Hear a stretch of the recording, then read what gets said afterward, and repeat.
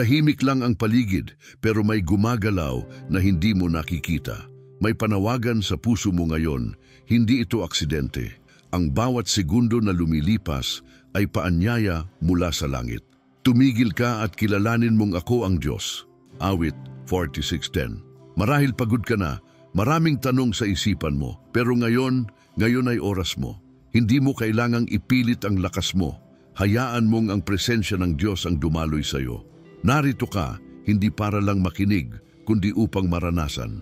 May gustong iparamdam ang Diyos sa puso mo, may mensahe siyang inihanda para sa iyo. Pikitin mo ang iyong mga mata kung kaya at buksan ang puso mo. Sapagkat sa sandaling ito, nagsisimula ang isang panibagong paglalakbay.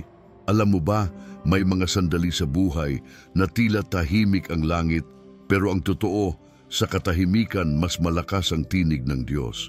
Sa bawat paghinga mo ngayong umaga, may panibagong grasya. Hindi mo kailangang maunawaan ang lahat. Ang kailangan mo lang ay maniwala na may layunin ang bawat gising, bawat pintig ng puso.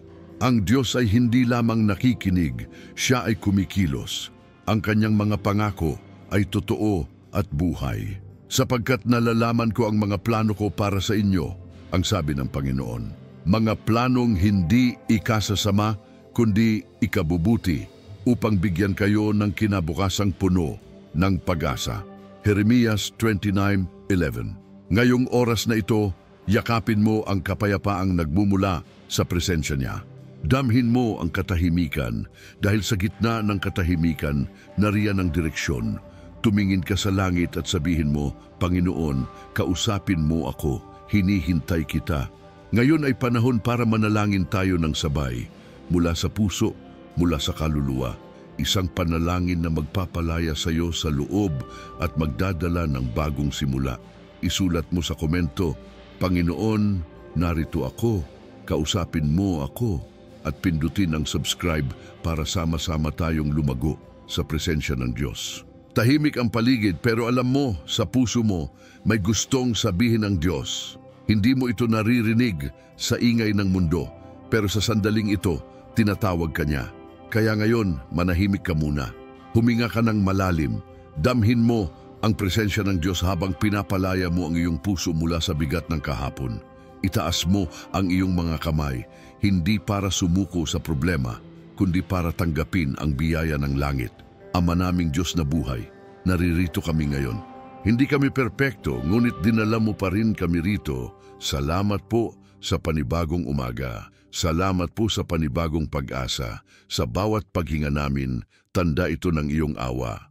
Ngayon, itinatanghal namin ang iyong pangalan sa ibabaw ng lahat ng bagay. Sa ibabaw ng takot, sa ibabaw ng pag-aalinlangan, sa ibabaw ng mga tanong na walang sagot, ikaw ang aming Diyos. Panginoon, tinatanggap namin ang iyong presensya. Dumapo ka sa bawat tahanan na nakikinig ngayon. Hipuin mo ang bawat puso na nananalangin, umaasa at nagtitiwala. Itinataas namin sa iyo ang bawat suliranin, bawat hinanakit, bawat sugat na hindi namin kayang gamutin mag-isa.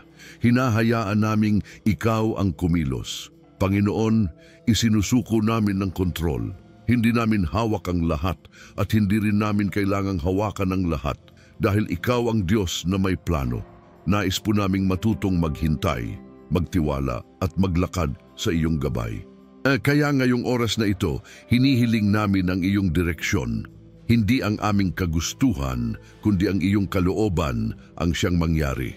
Gabayan mo ang aming mga desisyon, linawin mo ang aming isip, patatagin mo ang aming loob.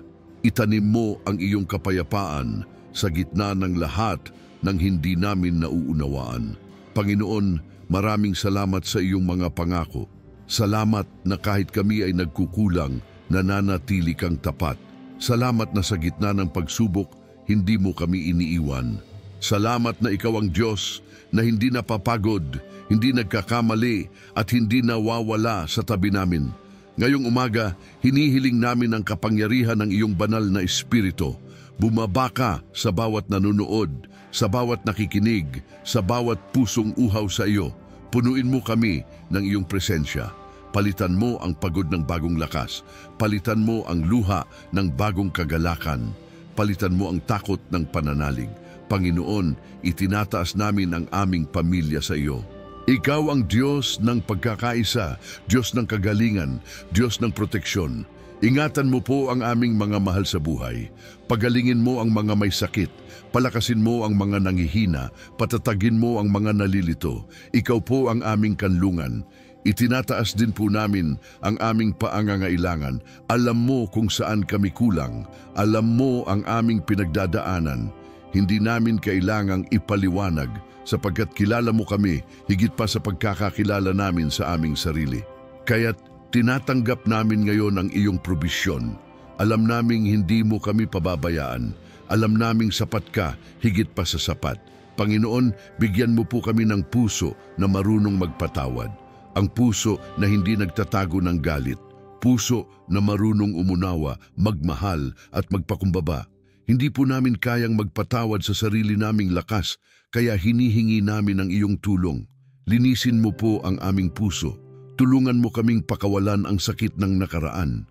Palitan mo ito ng kapayapaan na mula lamang sa iyo. Ngayon din po, Panginoon, nagpapahayag kami ng pananampalataya. Hindi man namin nakikita ang sagot, naniniwala kami na ikaw ay kumikilos. Hindi man namin hawak ang bukas, naniniwala kami na hawak mo ito. Hindi man malinaw ang daan, alam naming hindi mo kami ililigaw.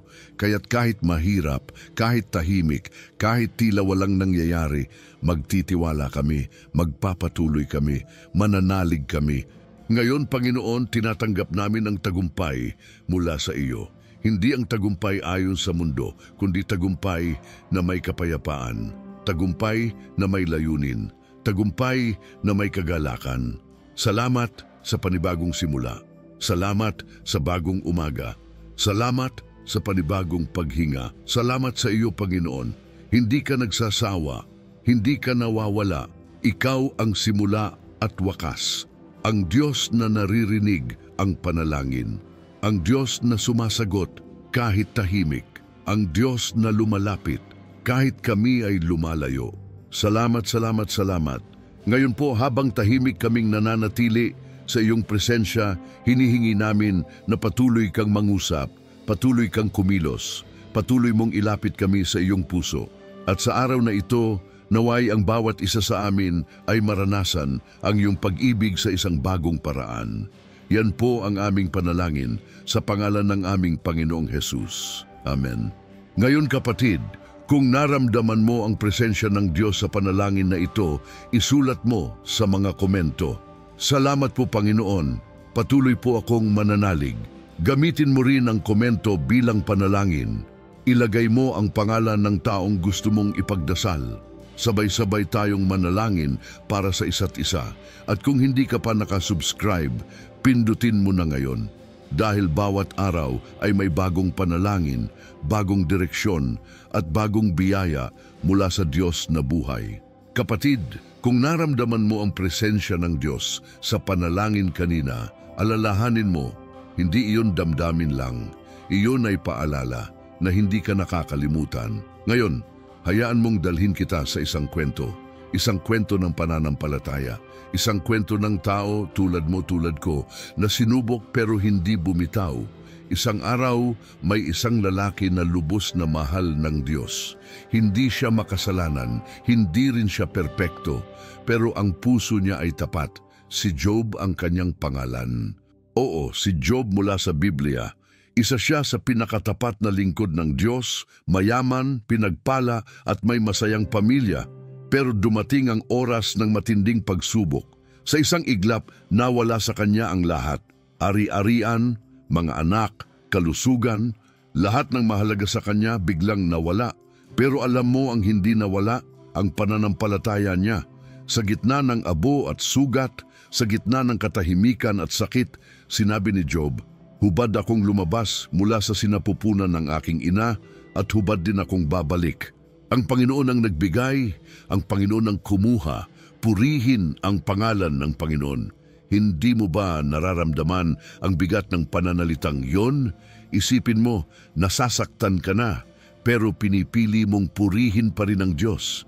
Minsan, iniisip natin, bakit may pinagdadaanan ng mga taong mabubuti? Bakit parang hindi patas ang buhay? Pero kapatid, minsan, ang pagsubok ay hindi kaparusahan, kundi pagtuturo.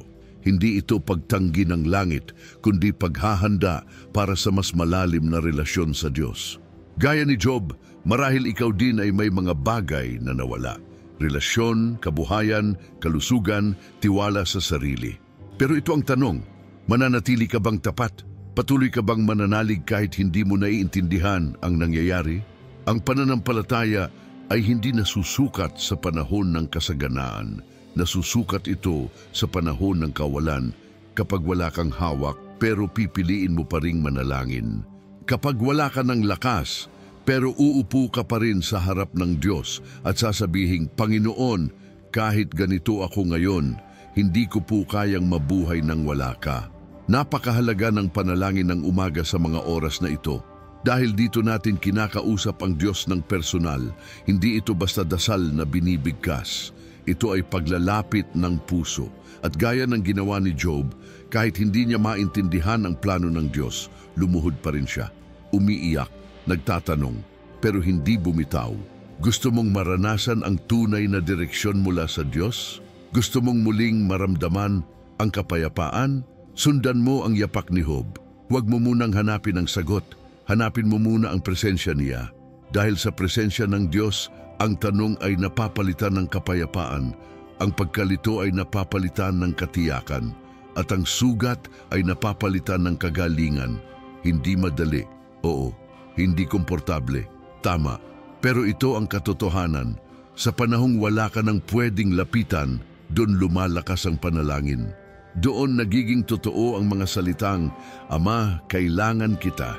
Alam mo ba kung paano nagtapos ang kwento ni Job? Ibinalik ng Diyos ang lahat ng nawala sa kanya, doble pa, hindi lang ari-arian, kundi ang dignidad, ang tiwala, ang lalim ng kanyang pananampalataya. At higit sa lahat, ang relasyon niya sa Diyos ay naging mas malapit, mas totoo, mas matatag. Kaya kapatid, kung nararamdaman mong tila wala nang natira sa'yo, gusto kong sabihin sa'yo ito, hindi pa ito ang wakas. Huwag mong hatulan ang sarili mo base sa kung nasaan ka ngayon, dahil ang Diyos na gumawa ng himala sa buhay ni Job ay siya ring Diyos na kumikilos ngayon sa buhay mo. Hindi aksidente na naririnig mo ito ngayon. Ang Diyos ay may gustong ipaalala, hindi pa tapos ang kwento mo. May pag-asa pa, may tagumpay sa likod ng luha, may direksyon sa likod ng pagkalito, at may kapayapaan sa likod ng sigaw ng puso mo. Kaya't ngayong umaga, ipikit mong muli ang iyong mga mata. Hindi para matulog, kundi para manalangin. Para marinig hindi ang mundo, kundi ang tinig ng Diyos. Sabihin mo sa Kanya, Panginoon, gaya ni Job, ayokong bumitaw. Kahit hindi ko naiintindihan, pipiliin kong manalig. Gawin mo akong matatag sa panahon ng bagyo. Habang hinahayaan mong pumasok ang salita ng Diyos sa puso mo, mararamdaman mong may pagbabago. Hindi agad makikita ng mata, pero ang kaluluwa mo ay mararamdaman ito. Kapayapaan, lakas, liwanag, pag-asa. Ito ang himala ng panalangin ng umaga, na kahit pagod ka, pag alis mo sa panalangin, may bago kang pananaw. May bago kang tapang, may bagong dahilan para magpatuloy dahil narinig mo ang tinig ng Diyos. At sa panahong ito, iyon lang ang kailangan mo. Kaya ngayon, gusto kitang hikayatin na gamitin ang comment section bilang altar ng iyong pananampalataya. Isulat mo, kagaya ni Job, magtitiwala ako. O kung may nais kang ipagdasal, pangalan ng kapamilya, kaibigan, asawa, anak, ilagay mo. Hindi ito basta komento lang, ito ay panalangin na isinusulat mo sa harap ng Diyos. At kung hindi ka pa nakasali sa ating pamilya dito sa channel na ito, pindutin mo ang subscribe. Dahil araw-araw, sama-sama nating haharapin ang bagong umaga na may panalangin, pag-asa at direksyon ng Diyos. May susunod pa, huwag kang bibitiw. Kapatid, kapag sinabi mong magtitiwala ako, huwag mong isipin na wala nang magiging pagsubok. Hindi iyon ang pangako ng Diyos. Ang pangako niya ay kahit dumaan ka sa apoy, hindi ka masusunog. Kahit lumusong ka sa malalim na tubig, hindi ka malulunod, sapagkat kasama mo siya, sapagkat hindi ka niya iiwan, sapagkat may layunin ang lahat ng bagay na pinahihintulutan niya sa buhay mo. Ngunit tanungin kita, handa ka bang maniwala sa gitna ng katahimikan? Handa ka bang sumunod kahit wala pang sagot? Handa ka bang maghintay sa direksyon ng Diyos kahit ang puso mo ay gustong sumuko? Alam mo, hindi ka nag-iisa sa pakikipaglaban. Marami sa atin ang dumaraan sa mga desyerto ng pananampalataya. Yung mga panahon na tila walang nangyayari, pero sa totoo lang may binubuo ang Diyos sa loob mo. Sa panahong tahimik ang langit, kadalasan ay doon siya pinakamalapit. At minsan, ang katahimikan ay hindi kawalan ng tugon, kundi pag-anyaya sa mas malalim na tiwala. Kaya't ngayong oras na ito, alalahanin natin si Abraham, isang lalaking may pangako mula sa Diyos. Pinangakuan siya ng anak, ng lahi, ng isang dakilang bansa. Pero matagal siyang naghintay, dekada, hindi taon, dekada. At habang tumatagal, tumatanda siya. Humihina, nawawalan ng kakayahang magkaroon ng anak ang kanyang katawan at ang katawan ni Sarah. Pero sa kabila ng lahat, nanalig siya. Hindi dahil nakita na niya ang katuparan, kundi dahil kilala niya ang nangako. Hindi pinanghinaan ng loob si Abraham sa pananampalataya. Kahit matanda na siya at wala ng pag-asang magkaanak si Sarah, hindi siya nag-alinlangan sa pangako ng Diyos, kundi lalong lumakas ang kanyang pananampalataya at nagpuri sa Diyos. Iyan ang kapangyarihan ng tiwala, ang paniniwalang kahit imposible, may posibilidad sa presensya ng Diyos. Marami sa atin ang nasa ganitong kalagayan. Pinangakuan ka ng Diyos ng kagalingan, pero parang lumalala pa ang kalagayan mo. Pinangakuan ka niya ng tagumpay, pero parang sunod-sunod ang kabiguan.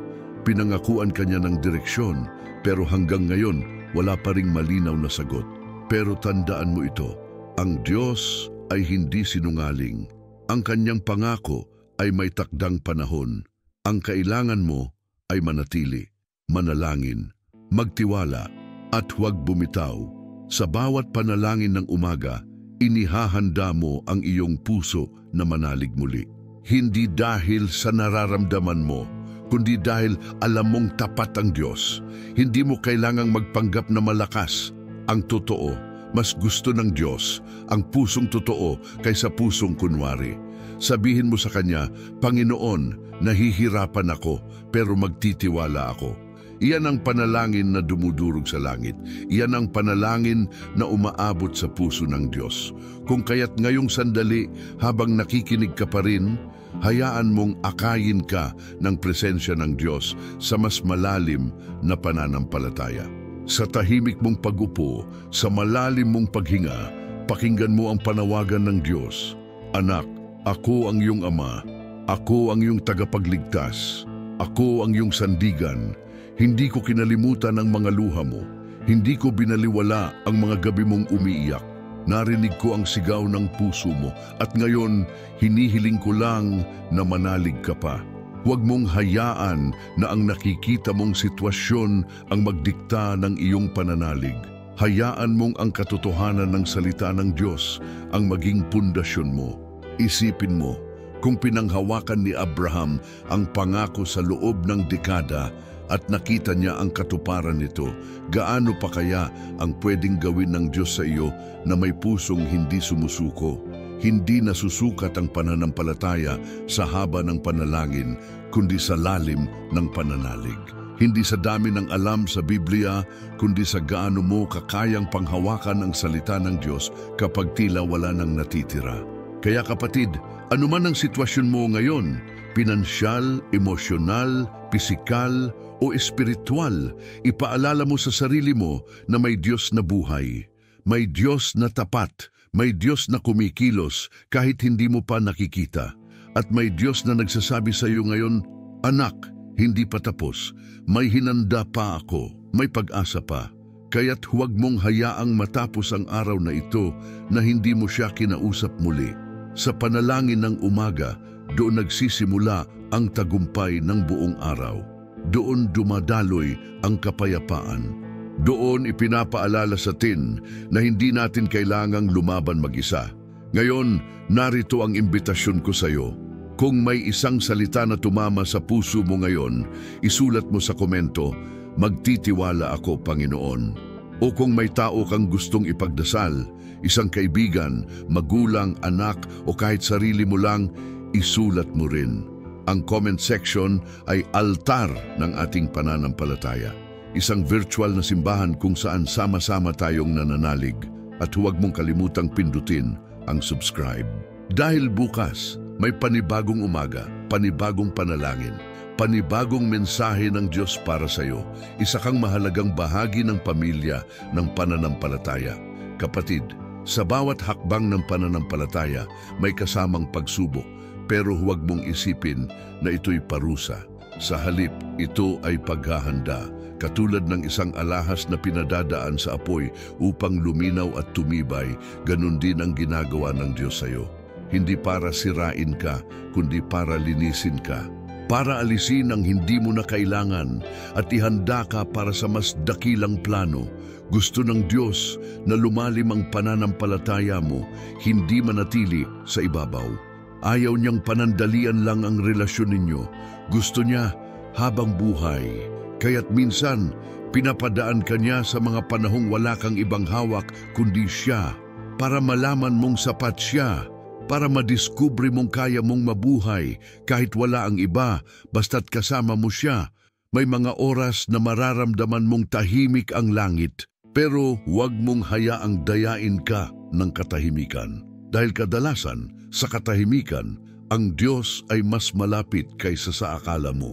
Nandyan siya sa mga iyak mong walang tunog. Nandyan siya sa gabi mong hindi ka makatulog. Nandyan siya sa tanong mong paulit-ulit mong ibinubulong, "Kailan, Panginoon?" Alam ng Diyos ang tiyempo. Hindi niya kailanman pinahihintulutan ng isang bagay na wala sa oras.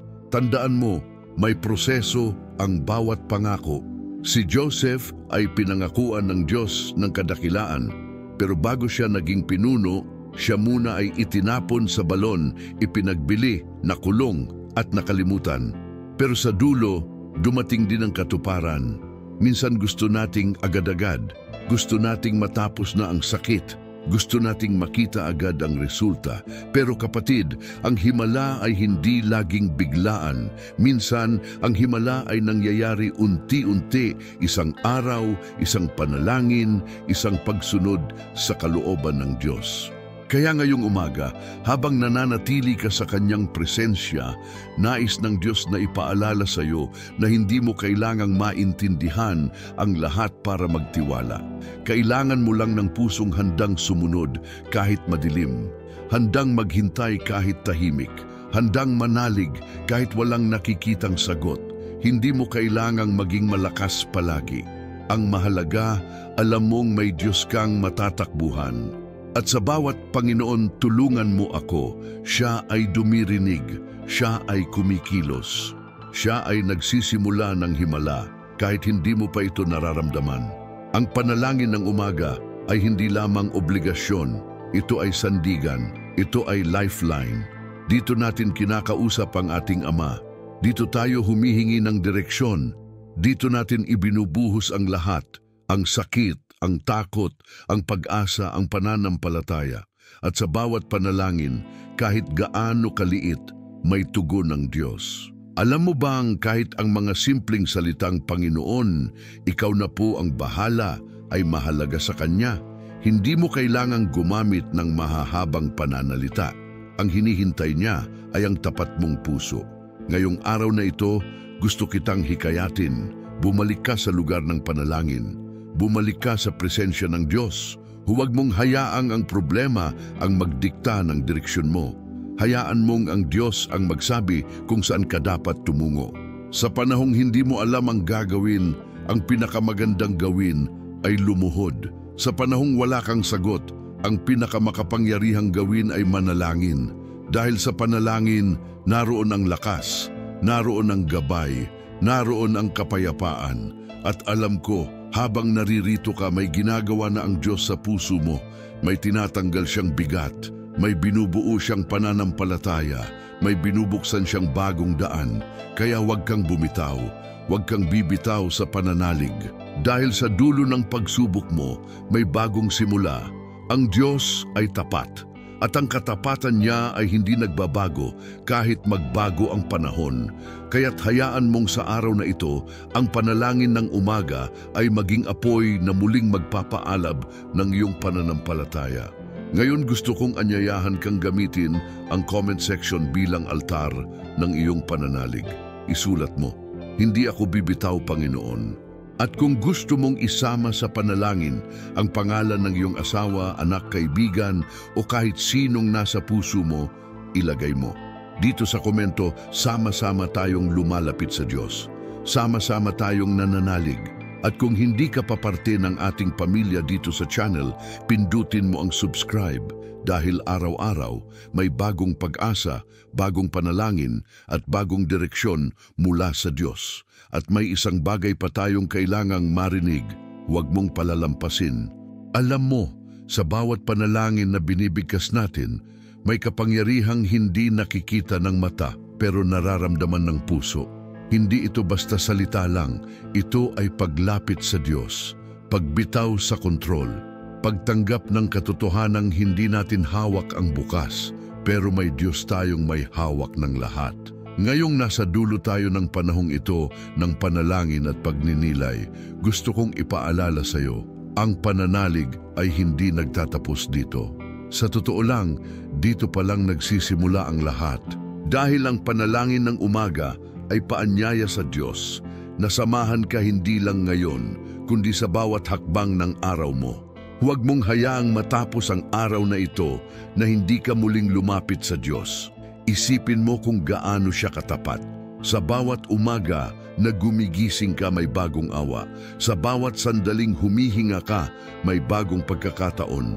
Hindi siya tulad ng tao na kapag nasaktan mo ay tatalikuran ka. Siya ay Diyos na laging handang yakapin ka muli. Ngayon, habang nagpapahinga ka sa kanyang presensya, tanungin mo ang sarili mo, ano ang hinihintay ko pa? Kung naramdaman mong tinatawag ka ng Diyos na lumapit pa, na bumalik sa panalangin, na itayo muli ang buhay pananalangin mo, ito na ang oras. Tandaan mo ang sinabi sa Salmo 37 mo, ibigay mo sa Panginoon ang iyong mga plano, magtiwala ka sa Kanya at tutuparin niya ito. Iyan ang pangakong pinanghahawakan natin ngayon. Hindi mo kailangang makita ang buong larawan para sumunod. Basta't alam mong siya ang kasama mo, yan na ang sapat. Isipin mo si David, isang pastol, bata, hindi kilala, walang pangalan, pero pinili ng Diyos. Pinangarap ng Diyos ang dakilang plano para sa kanya, maging hari. Pero hindi agad-agad dumating ang trono. Dumaan muna siya sa laban, sa pagtakas, sa pagtatago. Pero sa kabila ng lahat, pinili pa rin niyang manalangin. Hindi siya naging perpekto, pero naging totoo siya sa harap ng Diyos. At sa pagiging totoo niya, doon siya naging malapit, doon siya naging matatag. Minsan, akala natin kailangan nating maging banal muna bago tayo pakinggan ng Diyos. Pero kapatid, ang Diyos ay hindi naghahanap ng perpekto. Naghahanap siya ng totoo, yung taong aamin sa kahinaan niya, yung taong hindi ikinakahiya ang luha niya, yung taong nagsasabing, Panginoon, hindi ko po kaya, pero naniniwala akong sapat ka. At gusto kong sabihin sa iyo ngayon, sapat siya. Sapat siya sa gitna ng kakulangan mo. Sapat siya sa gitna ng lungkot mo. Sapat siya sa gitna ng tanong mo. Kaya hayaan mong ang panalangin ng umagang ito ay maging panimulang hakbang ng mas malalim mong relasyon sa Kanya. Hindi mo kailangang madaliin ang lahat. Hayaan mong araw-araw, hakbang-hakbang, gabayan ka ng Diyos. Kahit gaano kabigat ang dalahin mo ngayon, hindi mo kailangang dalhin mag-isa. Ibigay mo sa Kanya sa bawat pag-iyak mo, sa bawat salitang hindi mo masabi, nariyan siya. Tumitindig para sa iyo, naghahanda ng himala, gumagawa ng daan. At sa susunod na gising mo, kapatid, itaas mo ang iyong kamay at sabihin, Salamat Panginoon, Ikaw ang lakas ko. Gawin mong ugali ang panalangin. Hindi dahil sa obligasyon, kundi dahil ito ang buhay. Ito ang hininga ng kaluluwa. Ito ang nagpapalapit sa iyo sa Diyos. Kaya ngayon, sa pagtatapos ng video na ito, gusto kong marinig mula sa iyo. Gamitin mo ang comment section bilang panibagong panalangin. Isulat mo, "Tapat ka, Panginoon. Sasamahan mo ako sa bawat umaga." Ilagay mo rin kung anong panalangin ang nais mong ipagdasal natin bilang isang pamilya. Sabay-sabay nating ipapanalangin yan. At kung hindi ka pa bahagi ng ating pamilya sa panalangin, pindutin mo ang subscribe ngayon din. Dahil sa channel na ito, hindi ka nag-iisa. May kasama kang komunidad na nananalig. May bagong dasal, bagong direksyon at bagong pag-asa araw-araw. At ngayon, bago mo isara ang video, may isa pang mensahe ang Diyos para sa iyo. I-click mo yung video na lumalabas sa screen ngayon. Huwag mong palampasin dahil baka doon mo marinig ang mismong sagot na matagal mo nang hinihintay. Maging mapagpala ka, magpatuloy ka sa pananalig, magpatuloy ka sa panalangin. At tandaan mo palagi, ang Diyos ay laging nariyan, tumatawag, naghihintay, at higit sa lahat, nagmamahal ng walang hanggan.